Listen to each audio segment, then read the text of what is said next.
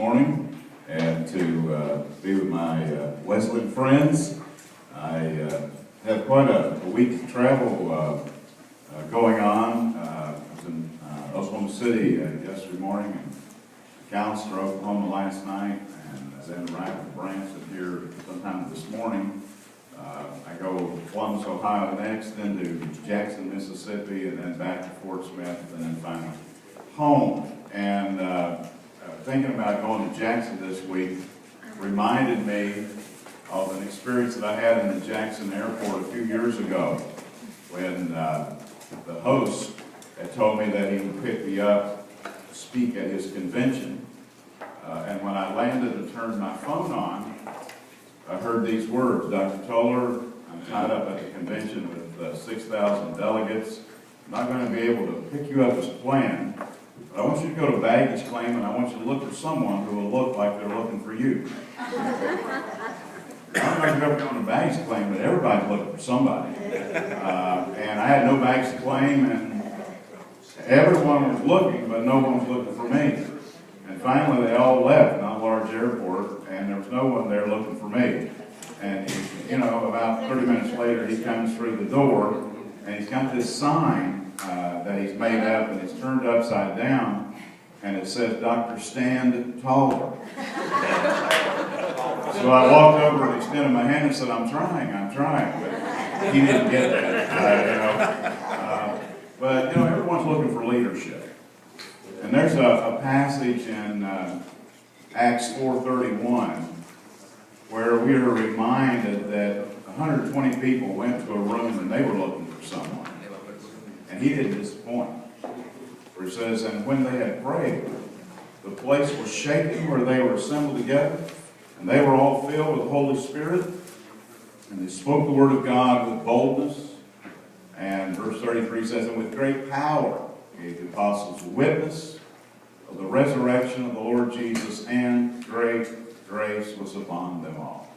So that is my prayer for this gathering, that the Spirit of God will be upon us, that this will be a fire-falling event for each and every person here. I do have deep Wesleyan roots, and in fact, 2 weeks ago, I traveled all over my beloved home state of West Virginia. Originally, it was not on purpose. My plane just didn't go to Charleston, West Virginia. I ended up in Pittsburgh, rented a car, and so I saw all of northern West Virginia. But I had 3 conferences to do that week in different parts, and all the way to southern West Virginia, and ultimately ended up at a little coal mining camp called the Baileysville that's no longer on the map because the federal government came in and put in the R.D. Bailey Reservoir and Lake. And so the little town that I grew up in, population 200, has been obliterated. It's not there anymore. It's a flood zone. All that's left is the little school that I went to on the side of a mountain and the cemetery where my coal miner dad is buried. But I drove a little farther down the road and I stopped at the spot where I thought the little Wesleyan church used to be. And I remembered a fire-falling event in my own life when I was 7 years old. And an evangelist by the name of O.W. Willis had preached his heart out for 3.5 weeks. In a little church of 60 people, a white frame building with an outhouse out back and a pot-bellied stove to keep us warm inside. And 9 little boys went forward on that closing night of the revival. And I was one of them. Aaron Willis, who's a Wesleyan district superintendent, was there with his dad, and he went forward. And all 9 of us not only responded that night, but we have given our entire lives to ministry for Jesus Christ. So they can come in and tear the building down, but they can't take what happened in our hearts that day in the hills of West Virginia. I pray that everything that I'll share will give you a spiritual insight to the point that you'll understand that it's not what you'll fill in the blank with, but it's rather what the Holy Spirit speaks to you about as you write in white space during our time together. Now I do have, this is a brand new training that I've put together. I have like a family of 10 workshops that I've taught. Most of you wouldn't know that for many, many years I taught seminars for John Maxwell's Enjoy, which is now known as the John Maxwell Company. And so my responsibility was to follow Dr. Maxwell around every 90 days. Wherever he taught the 21 irrefutable laws of leadership, then I was to teach a workshop called the Model Church and do hands-on training and talk about how Dr. Maxwell implemented leadership principles in the local church. And I was very well suited to do that since I was his first employee in Lancaster, Ohio. I served as his first staff member and also as the first vice president of Enjoy. I might say that I was present with Dr. Lyon last week in Atlanta, Georgia, at 12 Stone Church, with for the dedication, a private dedication of the new Maxwell Leadership Center, and then at the conference the next day when many Wesleyans and Nazarenes only were invited to come join together. Dr. Joanne and I invited those groups to come. It was an incredible experience. So when I teach, you have to understand that I've taken this journey of practical ministry. I'm a 40-year pastor. I don't come to you as a general superintendent or general superintendent emeritus, as I am now, the Church of the Nazarene. I come from the perspective of ministry application, and so I went straight from the pastorate to the general superintendency. And so I've spent my whole life pastoring. By the way, I started pastoring a Wesleyan church when I was 17 years of age. It was in Newark, Ohio. Let's pause and pray for those people right now, if you will. I can't imagine a 17-year-old pastor in anybody's church, but I did. And they survived it, and they were great to me. And so I have this legacy with the church. I tried to return desperately to come back to the Wesleyan Church after I'd served on staff with John Maxwell and Christian Union Movement. Couldn't get a call. I called all my friends that were Wesleyan district superintendents, and no one called me. And then the Nazarenes called me to Oklahoma City some 30 years ago this year. And I'd been there about 6 months, and a guy named C.B. Kolaw called me and asked me to come to pastor the church where you pastor, Joe. And I said, do you know him in Oklahoma? And he said, yes. And I said, I've only been here for 6 months. He said, that's all right. They won't mind. Come on up. Pastor the church. So I told Max that story of Mary when I was at the Dunn Lectures recently. But it's one of my favorite stories because I'm sure they would have minded. And who knew what my path would take me to do and to become because of it. But I've never lost my affinity for you, my brothers and sisters in the Wesleyan Church. Well, enough reminiscing. Are you ready to get after it here? We're going to talk about visionary principles for leadership. Tell you what, we're going to go to about 10 o'clock. Just give you a 5-minute stretch, and then we'll go to 10:30 after that and be right on schedule. I'll be within 5 minutes on anything I promise you. Is that fair enough? Just because I'm finding a quick place. I want to start by sharing a scripture verse with you from Proverbs 29:18. And let's read it together. Are you ready? Where there is no revelation, people cast off restraint, but blessed is the one who heeds wisdom's instruction. Basically, a Toler paraphrase of that is where there is no vision, you become like a perennial cowboy who jumps on a horse and rides off furiously in all directions. The essence of casting off restraint is that if you don't provide visionary leadership, then people will go in a multiplicity of directions. Peter Bloch wrote a secular book called Stewardship, and in it he defined leadership as the stewardship of the people, the work environment that a person oversees to successfully guide the team towards the larger purpose to which and for the team works.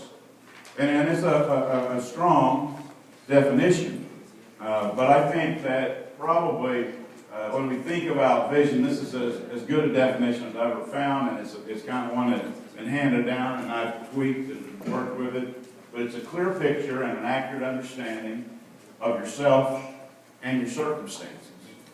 And that is one of the big challenges of understanding ministry at its best and casting vision for it, whether you're the youth pastor in the church or you're the senior or lead pastor or you do children's ministry. All ministries of the church, someone has to cast a vision for their successful endeavors in that local congregation. There was a history professor that commented on Christopher Columbus's discovery of America, saying that there were three significant aspects of his trip. The first one, before he left, he didn't know where he was going. The second part of it is that when he arrived, he didn't have a clue as to where he was. And then third, he said, when he got ready to leave, he didn't have a clue as to how to get back home. And that sometimes is descriptive of how we do church and do ministry. So I basically said, in terms of visionary principles for leadership and leadership development, that vision is specific, but mission is general. Now, there are a lot of people that disagree with me, and their preference is to combine the two. I respectfully disagree with them because I think mission is the anchor tenant, and vision is the path to get where you need to go.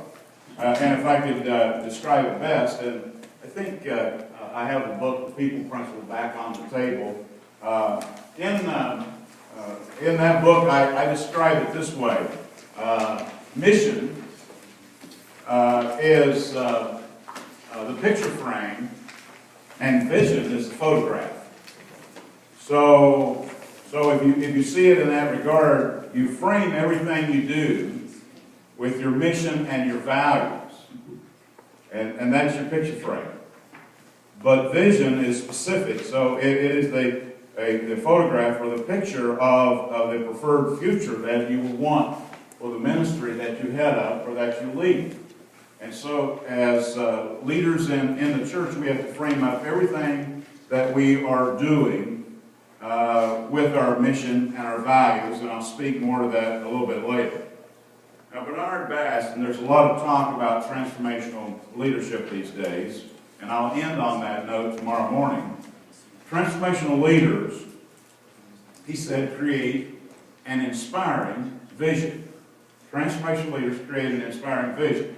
So let me give you just some bullet points here, and I've tried to not do too many fill-ins, but some of those I want you to anticipate, and others I just want you to read them and see them. But the first one is vision is based on your story. I'm amazed at how many people will go into a church and never bother to get in touch with that church's history and what they've accomplished and the successes and failures before they start tinkering with things. I know there's a lot of Kansas City Chief fans here. There's also a lot of Dallas Cowboy fans and Bronco fans and so forth. And who am I missing? The Rams, if they're seemingly improving. But they interviewed Jerry Jones on the 25th anniversary of his purchase of the Dallas Cowboys. And 3 years in a row, 8-8. I've been a Cowboy fan since Tom Landry was a coach. I was a college student and sang in a college quartet, and we sang and he spoke, and I'm a fan. I got a signed football and this and that from Landry, and so I've been, a Cowboy fan for a long time. It's been harder since Jerry Jones has owned them. And I was really feeling sorry for him this morning because he bought the Cowboys for $145 million. And now the blue book on the Cowboys is $2.3 billion. So he's had a tough go of it over 25 years. Financials kind of sounds like pastoral ministry at its best, doesn't it? By the way, I want to tell you that they paid me $15 a week at that first church that I pastored in Newark, Ohio. So the generosity was overwhelming in those days. Just kidding a little bit. The fact is, though, he says of his regrets. he regrets firing Tom Landry. Of all the things that he's done right or wrong, his big regret is, right, well, why not? He said he should have waited a year. Well, duh. I mean, why would you walk in and fire a legend like that? But he did. And so he has people, he says, who have never come along with him. What does that tell us about the church?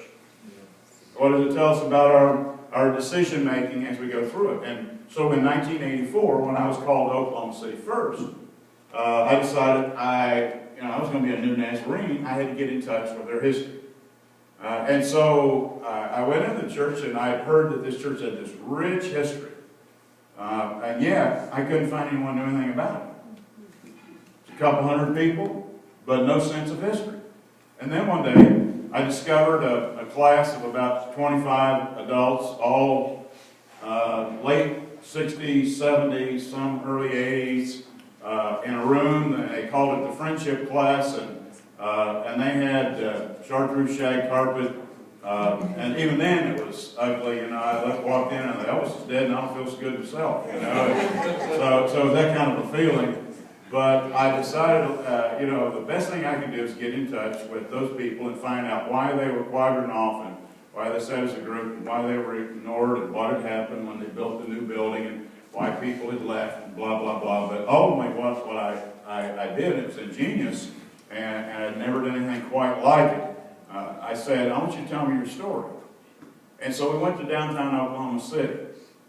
And I said, so Reno and Chartel's where it all started. Yes, not very far from the bombing memorial site. And I said, well, tell me. And Mrs. Cherry was there. She was there when it happened. And so she was sharing with me that an itinerant evangelist by the name of Uncle Buddy Robinson.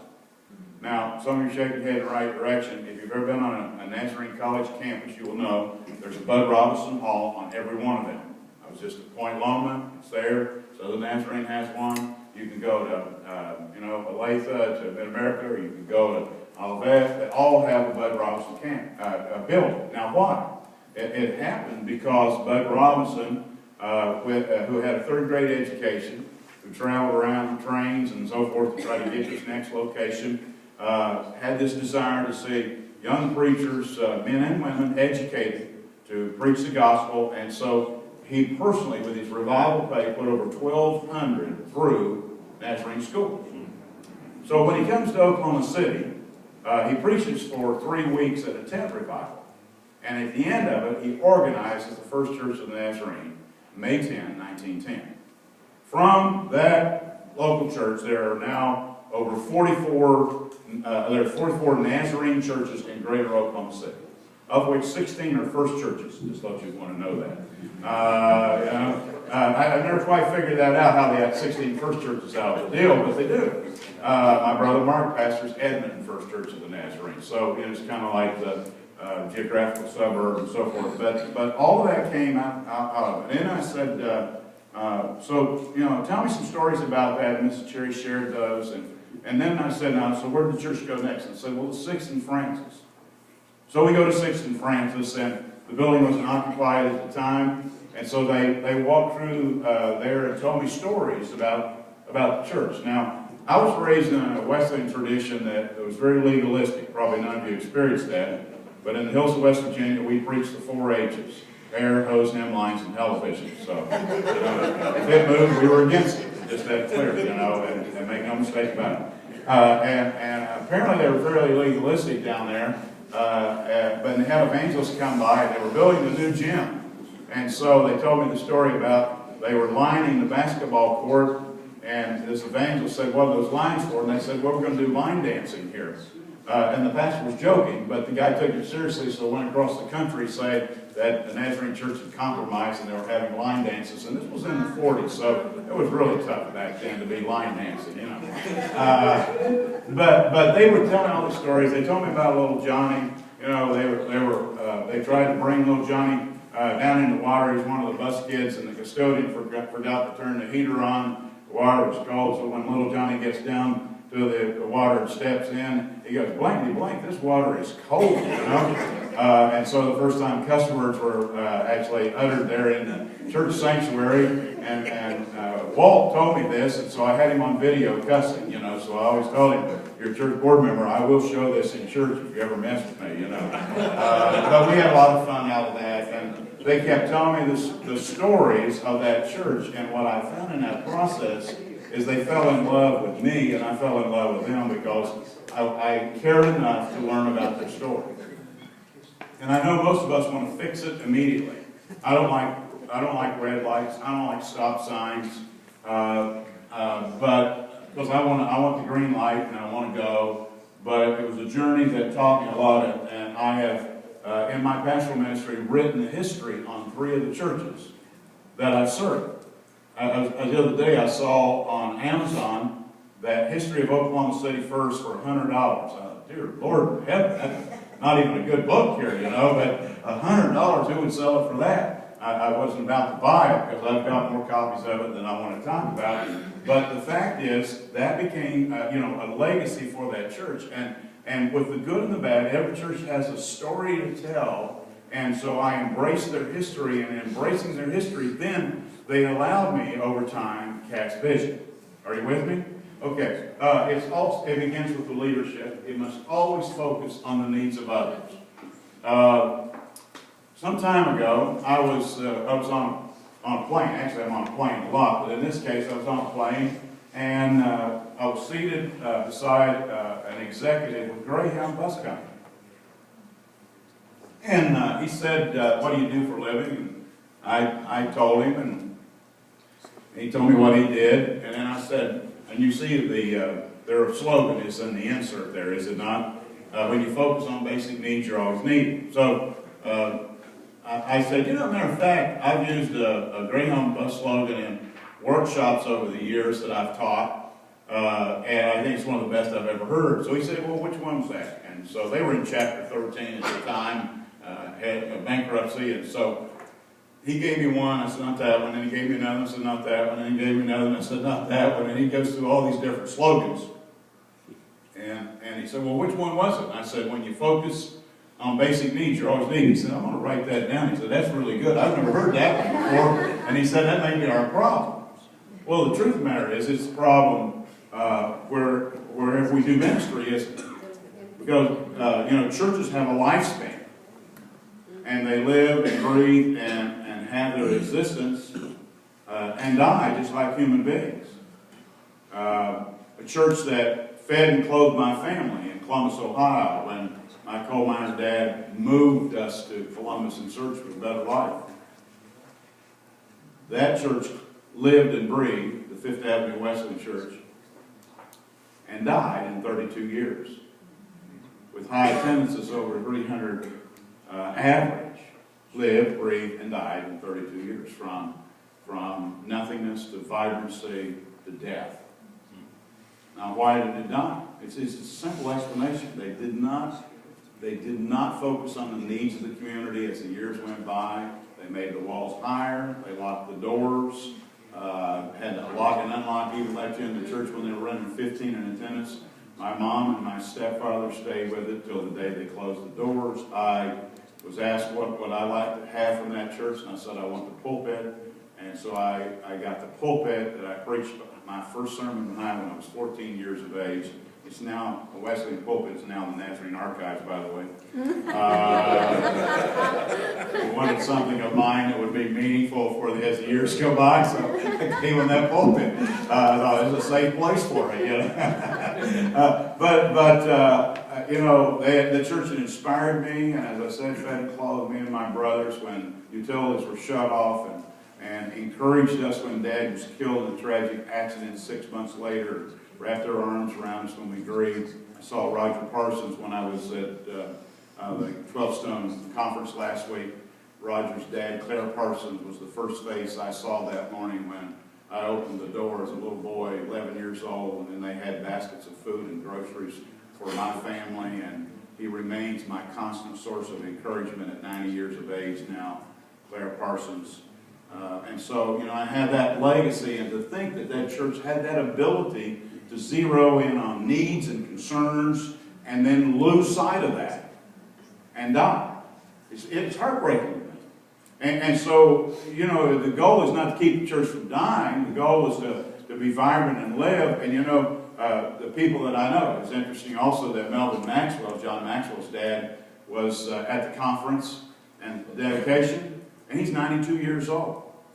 If you want to go to YouTube and put in Melvin Maxwell and Stan Toler, you'll see a video that I filmed for Peter Drucker's Leadership Institute. That's just called Leader to Leader, and I filmed this 4-minute video describing how this man impacted my life and certainly impacted his son's life to be a very successful leader. But Melvin Maxwell was an individual who encouraged me on a daily basis. And he still calls me at 92. He still calls me, son, you doing all right? You know who this is? Well, you know, that voice, you can't help but know who it is. But there are people in our lives who bring that kind of encouragement and lift to us as we are out there in the world doing God's work. And so, therefore, the story must be told, but we must never lose sight of the needs of others if we have a reach for position. He gets to be 92 because, you know what, he's still preaching every Sunday and doing a park ministry that, you know, no one would know about. He's got 5,000 people, he says, now in his park ministry. And I mean, he gets in his golf cart that John and Larry bought for him and drives all through the trailer park neighborhoods. He could have lived in a nicer place a long time ago, but he chose to live there because he wanted to minister to these people, and he's won many, many people to Christ.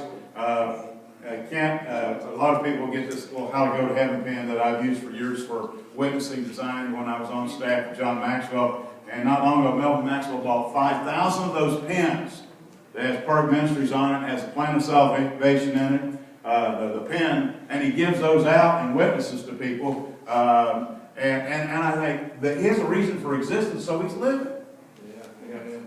And so a church that you know finds a need and fills it.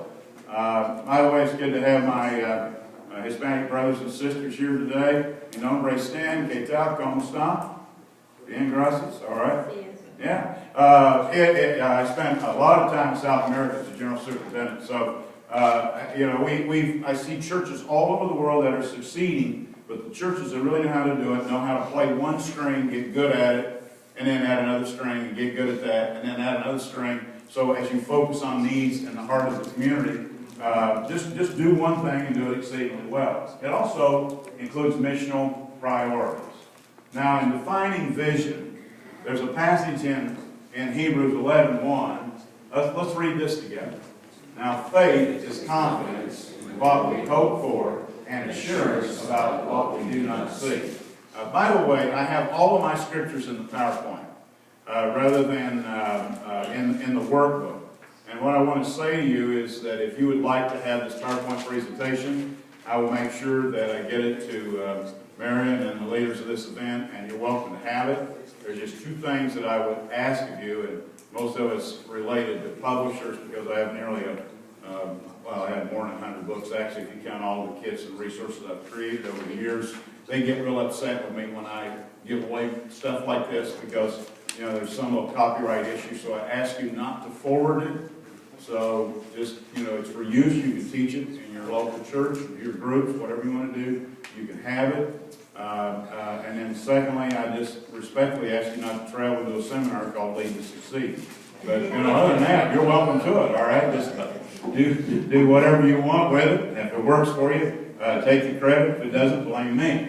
But let's read this together again. Now faith is confidence in what we hope for and assurance about what we do not see. So as we define vision, let me say, first of all, vision is directional.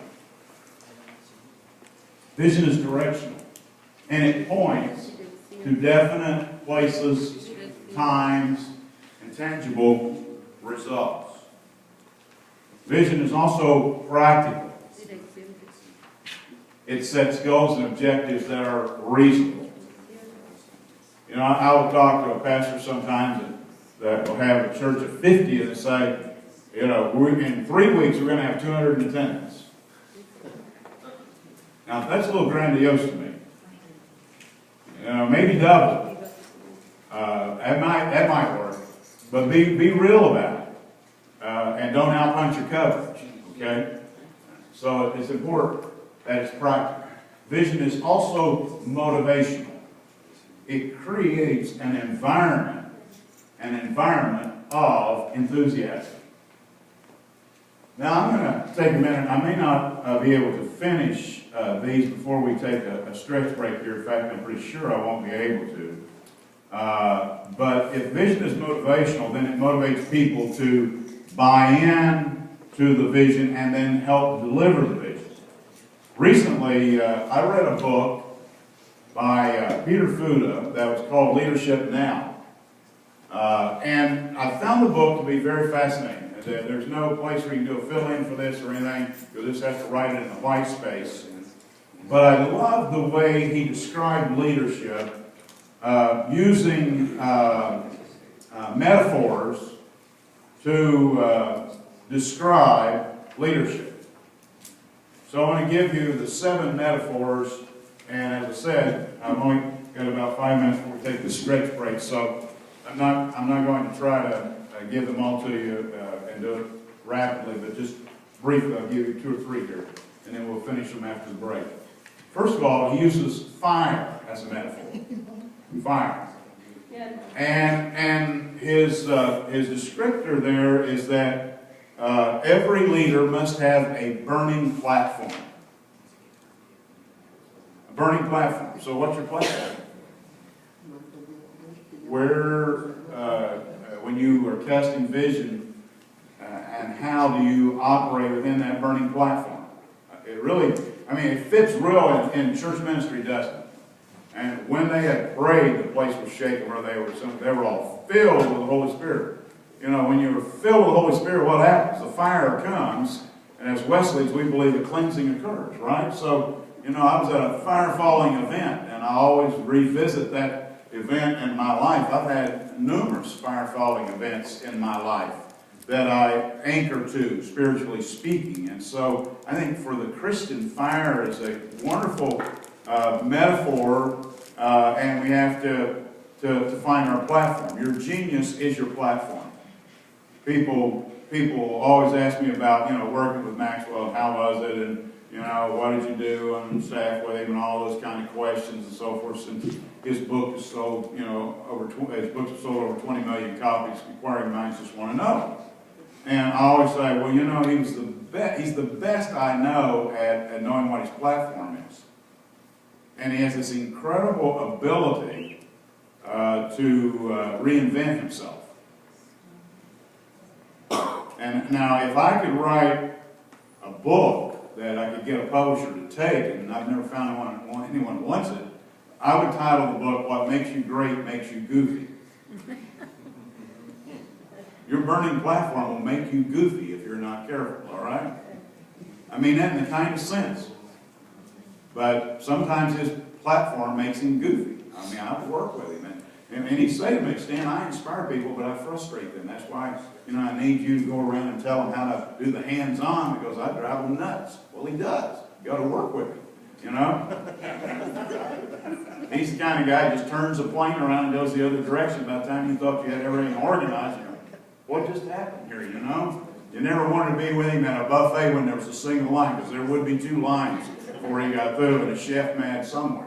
So I just try to tell him in advance, have 2 lines, please, because he's going to change this. I don't care how nice your ice carving is. He will change this, and then you're going to be mad. So get over it now. What makes you great makes you goofy. And I don't mean that disrespectful. I know I'm being filmed. Terry's filming, so hi, John. You can see this. I love you, man. But the fact is, my platform makes me goofy. Yours does. And I don't care what sphere of ministry service you're involved in. When you're casting vision and you're trying to lead and you're sharing visionary principles, just remember they don't have the same fire in your belly that you have. So you have to let it connect and become contagious in order to be successful. But what you need to decide before you leave here is, what is your burning platform? Ken and I are both reading a book right now. Is it called Life's Calling? Your Life Calling? Yes. That name? Your Life Calling by Jane Paul. Now the reason it's interesting, Jane and I were born 7 days apart. I know that because I just read the book, but I knew we were about the same age. She became the co-host of the Today Show, which is 24 years old. And I became pastor at the same time in Washington Courthouse, Ohio, at age 24. And so right along in there, same kind of journey that she kind of debuted on TV. So I found that book fascinating because what she's talking to in that book is people who are turning 60 at a rate of 10,000 per day. The baby boomers are turning 60 at a rate of 10,000 per day. The baby boomers in the room, okay? And all of a sudden now your Xers or your busters are turning 50 at a phenomenal rate. It's just happening. So what she's basically saying is you've got to reinvent yourself. Is that the best word? To reinvent. And the reason I'm asking him is he's reading it right now, and I've read 2 books since I read that. But I'm really fascinated with her book, not because it's Christian, but because of the fact that she's trying to speak to a 78 million person population and saying, your life's not over like you thought it was going to be when you hit 60. The fact is, and she doesn't say this, but I'll say it, 60 is the new middle age. It's not 40. Some of you are getting encouraged. Come on. Let me hear you, church. Amen. Gotta get a witness. Yeah. 60. Yeah, yeah. And David's getting close to the fire. He felt it. You felt something. All right. But 60 is the new middle age. I wrote a book that was published by Wesleyan Publishing. It's called Rethink Your Life.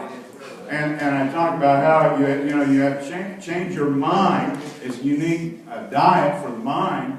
And how does that happen? You get spiritually and mentally attuned. And so therefore we have to gear up at every interval of age in our lives, every decade. And so what is your burning platform at 30 or 40 or 50 or 60 or 70? The fastest growing segment of our population right now is people 100 years of age and older. That's right. I had a charter member at Trinity where Kent and I served together. He was my executive pastor, so he can verify my stories or deny them, take the pick. And his son Kyle's a member of your church, right, Joe?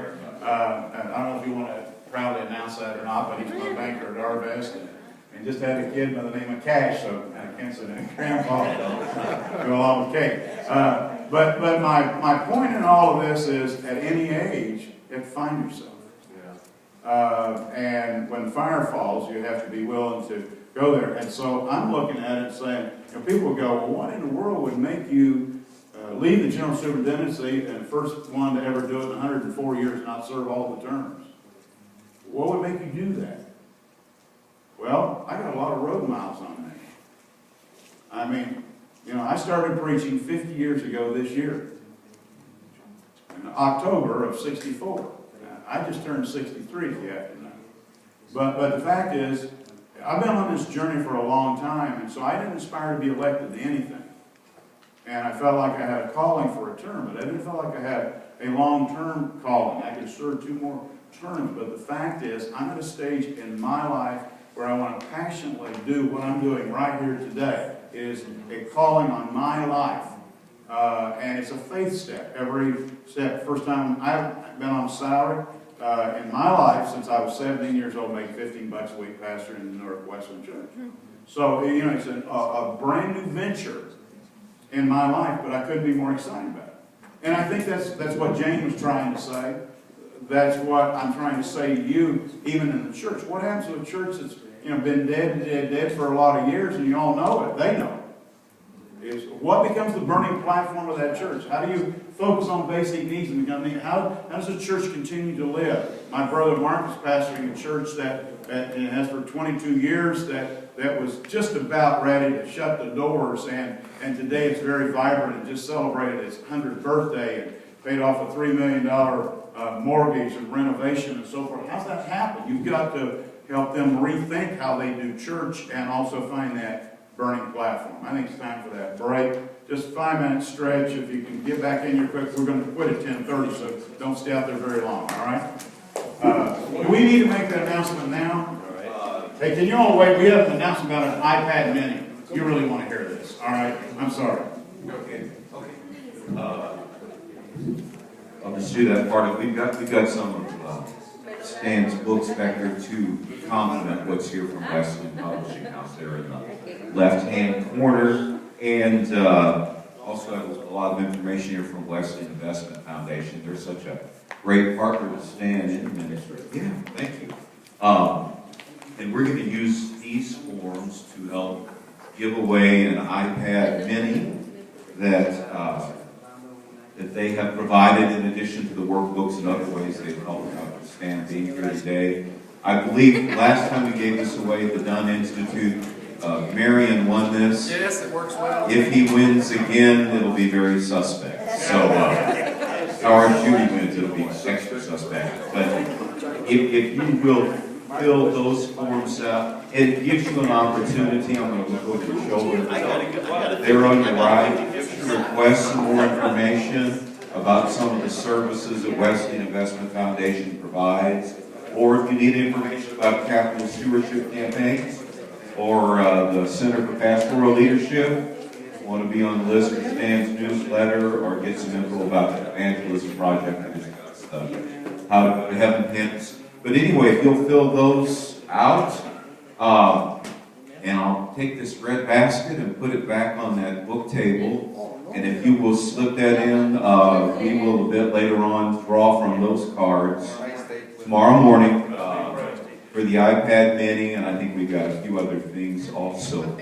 Stan, while I'm up here, real quick, while everyone's doing that, I had mentioned to one of our Spanish-speaking pastors here that we just have the workbooks Lead to Succeed today in English, but these are being translated into Spanish, and in fact, they're going to be ready for a free seminar we are doing for Hispanic pastors and church leaders, Oklahoma City, on April the 24th. So if you could just get yourself there, there's no cost. It's a one-day seminar, and the seminar will be presented in a bilingual setting. So the last time we did one of these seminars there in Oklahoma City, often we would have a church that had an English-speaking lead pastor, but pastor of Hispanic ministries, and everyone could come together. So everything is done in a bilingual fashion.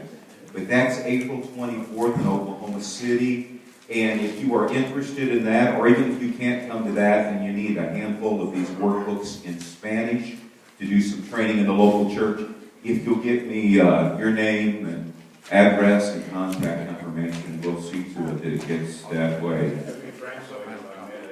Yeah. Stan, really, when you're the executive pastor, you should always, as far as I can tell, confirm all stories, whether true or false. But I did want to add, Stan had mentioned our 100-year-old member, Manon Zerline. May she rest in peace. And Manon was sharp, very sharp, even till the very end. But there was also a little confusion because the last couple of years of her life, she would regularly rise to her feet during the worship service to testify in a church that was 75 years old. Now remember, she's 102. She remembers as a baby her mother bringing her to services there in a covered wagon. And so it was, we're not sure how that happened with a 75-year-old church. But yeah, that confirms your story and denies it, which is good. Okay. What else do we need to do, Marion? Anything you need me to do? We'll collect those. Okay, good deal. So we are broken for breaking.